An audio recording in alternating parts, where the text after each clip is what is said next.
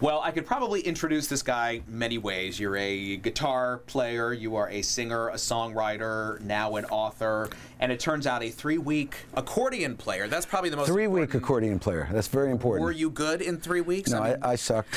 And hence, no practice, no accordion, moved to the guitar immediately, and I'm really glad I made that Thank decision. goodness you did. Yeah, Yes. You have written songs that are the soundtrack of our lives, and now this really great book, too. It's great to see you, John Oates. How are you? Thank you. Thanks for having me. Welcome to Atlanta, too. Good. Do you come to Atlanta often? Do you have a history with this city? I do have a history with this city. You know, for some reason, in the earliest days when Daryl and I were first starting out and touring, Atlanta became a hot spot for us. And I do have a very warm place in my heart for Atlanta because we would always drive up and down the East Coast. You know, we're based in Philadelphia and then, of course, New York. And so we would always basically just right down I-85 all the way down, and we'd hit Florida and every state in between.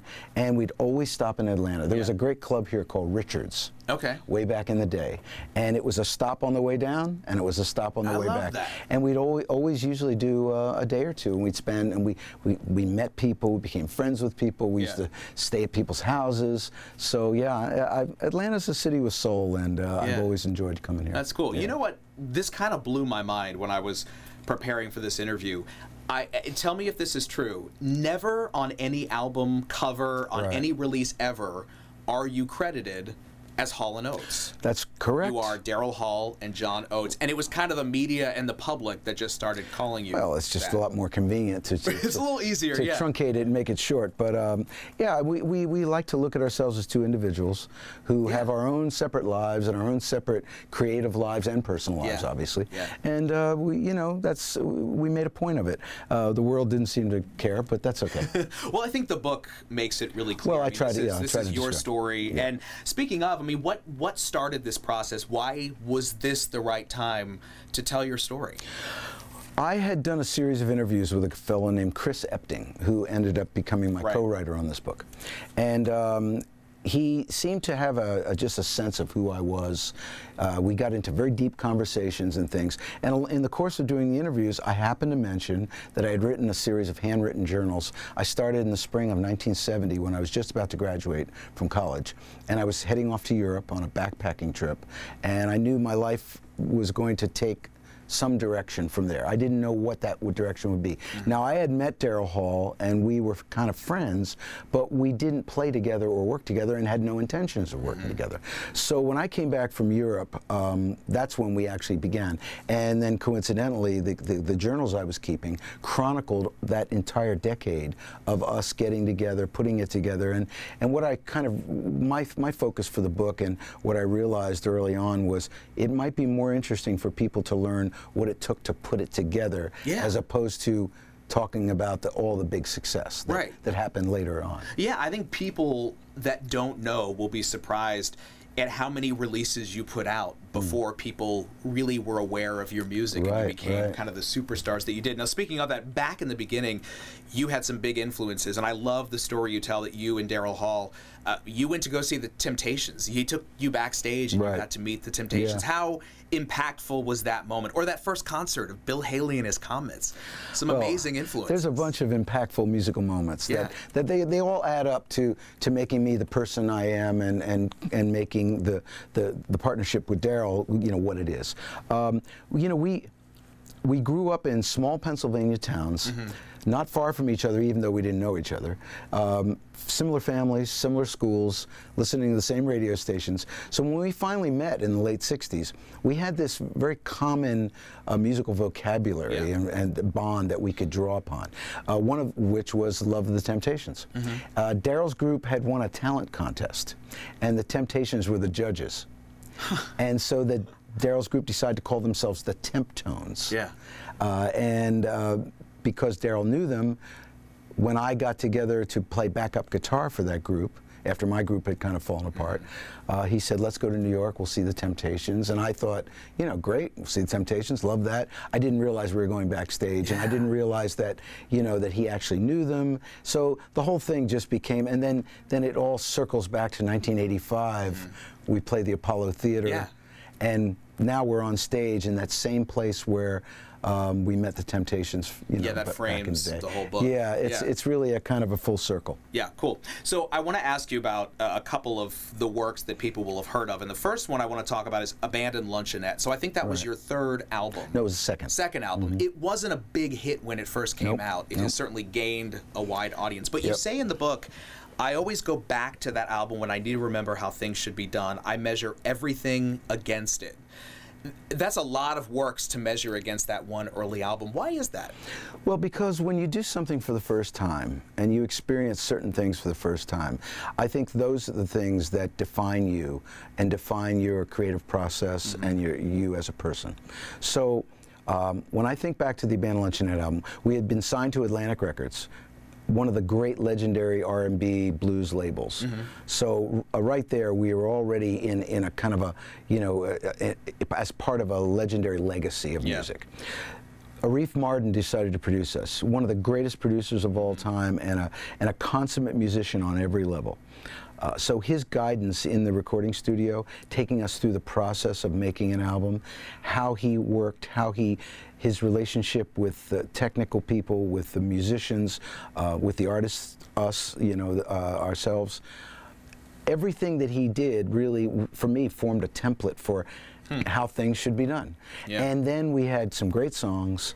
We had a lot of youthful energy, and he surrounded us with experienced musicians who could bring all that together and bring it to life. So when you, I call it the perfect storm of creativity, and we were right in the vortex of it. So that's why it stands out as such an outstanding moment in my in my life. And then I go back to it, and really even recording sessions that I've done most in Nashville to this day, I approach my recording sessions with the exact same approach that Arif used with us back at the Abandoned Luncheonette. I love that in the book you have the diary entry where you say, session 4, she's gone, this is the one, and indeed that's it did jump out. It was one of those songs that we knew was special going in. When we wrote it, we knew it was special, but when it came to life in the studio with those particular musicians, and then Arif Mardin wrote this incredible string chart, with a small orchestra to bring it to life, and so it was one of those songs that immediately jumped out.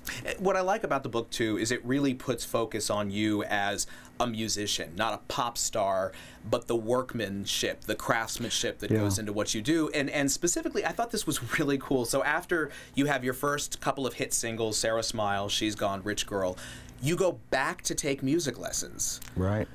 Why? Most people would never do that. You're already having hits. Why did you go back to music school to learn more about your craft? Well, it had a lot to do with the fact that Daryl and I continued to experiment in the early days. If you don't have hits and you don't have positive reinforcement that, hey, this connected or this was a hit, and record companies and the outside world say, well, do that again because that's what you should be doing. We didn't have any hits, and we didn't have that kind of reinforcement. So we just were all over the map creatively. So we had done a folky record, then we did Abandoned Luncheonette, which was kind of a hybrid of kind of folky and R&B, and then we did an album with Todd Rundgren called War Babies, which was totally experimental, off the wall, throw caution to the wind kind of record. Well, we had done those 3 records, and in the course of doing that experimental record with Todd Rundgren, we surrounded ourselves with some really high-level jazz and progressive rock musicians who were doing some really sophisticated stuff, and I was really a folk blues guitar player. So my stuff was very raw and, I came at it from a very organic, natural way.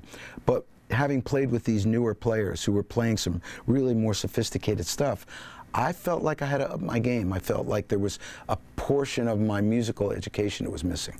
And so that's why I did it. Well, speaking of the folk and the blues influence, that really comes through on the CD that you get with the book, which is great. Well, I did that on purpose. Well, so let's talk a little bit about that, about the new music that we're going to hear when we get the book. Well, there's a 5-song EP in the book. I chose songs that were really much more oriented toward the music I made before I met Daryl. Which here again was traditional roots blues, which of course now in 2017 is the music I've actually gone back back to.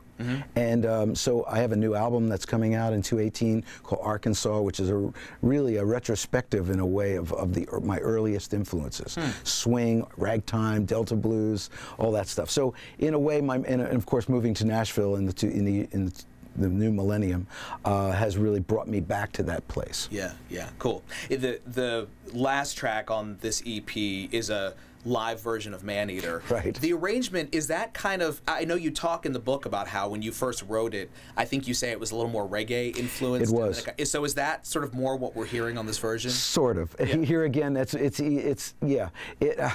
wrote it as a reggae song. It was Daryl's idea to change it to more of a Motown groove, which actually was the right idea. It became obviously a big hit. Yeah. It was more commercial that way. And when I'm good friends with Sam Bush and his band, and he made a joke to me one day when we first met. He goes, let's do a bluegrass version of Maneater. And so the bluegrass version of Maneater evolved to a reggae version of Maneater. It's just one of those songs.